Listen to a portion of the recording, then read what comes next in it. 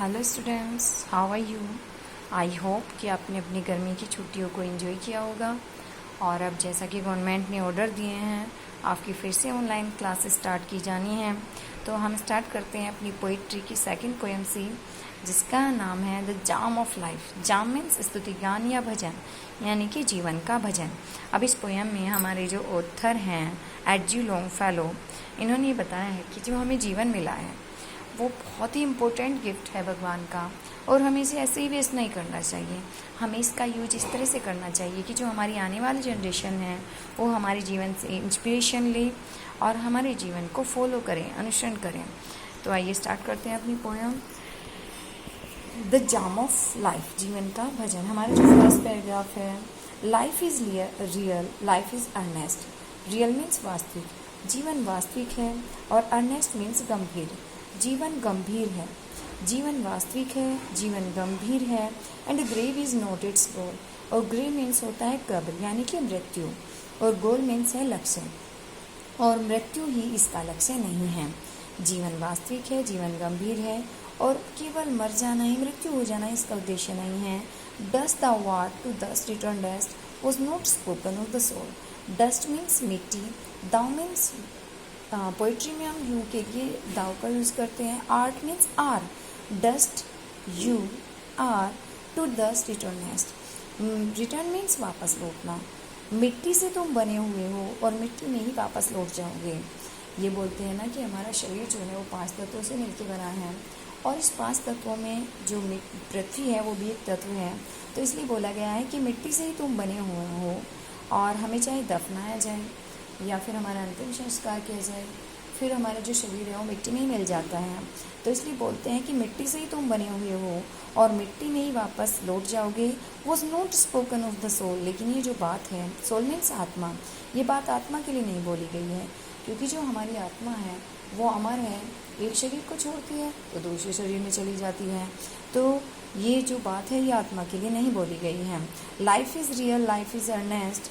जीवन वास्तविक है, जीवन गंभीर है। And the grave is not its goal, और केवल मृत्यु ही इसका अंतिम उद्देश्य नहीं है। Dust our to dust returnest, मिट्टी से तुम बने हुए हो और मिट्टी में ही वापस लौट जाओगे। Was not spoken of the soul, लेकिन ये बात आत्मा के लिए नहीं कही गई है। Second paragraph, not enjoyment and not sorrow is our destine to end or we.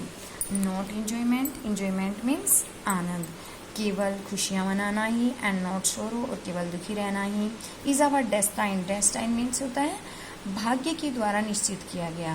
And means लक्ष्य, एंड और वे लक्ष्य।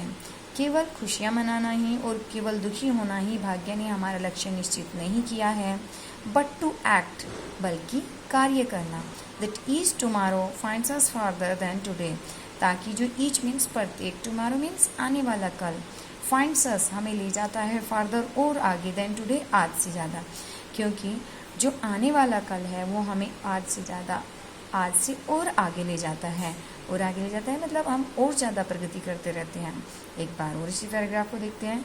Not enjoyment and not sorrow is our destined end or way. केवल खुशियाँ मनाना ही या केवल दुखी होना ही भाग्य ने हमारा लक्ष्य निश्चित नहीं किया है। But to act that each tomorrow finds us farther than today, बल्कि कार्य करना, कर्तव्य का पालन करना हमारा उद्देश्य है, क्योंकि जो प्रत्येक आने वाला कल है वो हमें और ज़्यादा आगे ले जाता है। हम प्रत्येक आने वाले कल में और ज़्यादा प्रगति करते हैं।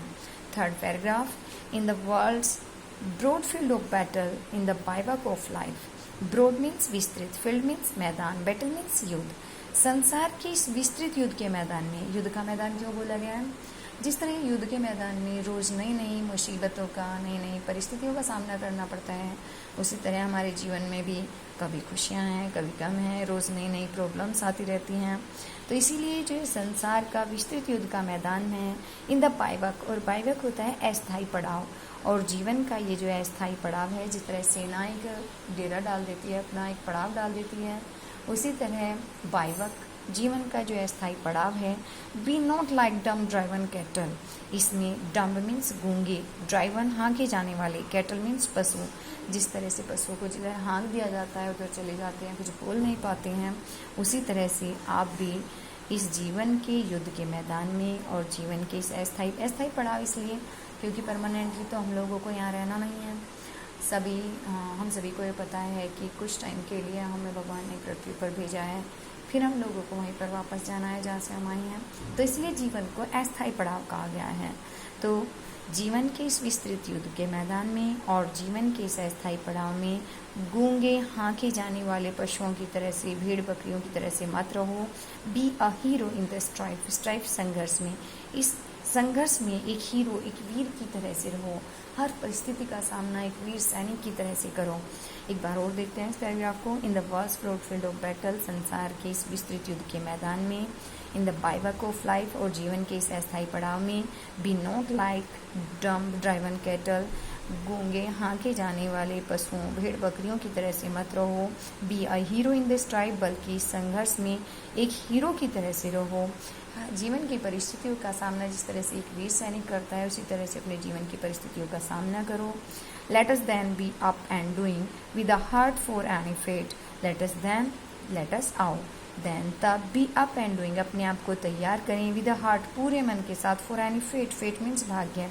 तो आओ एक पूरे हृदय के साथ, पूरे मन के साथ किसी भी भाग्य के लिए अपने आप को तैयार करें। Still achieving, still pursuing, learn to लव एंड टू वेट।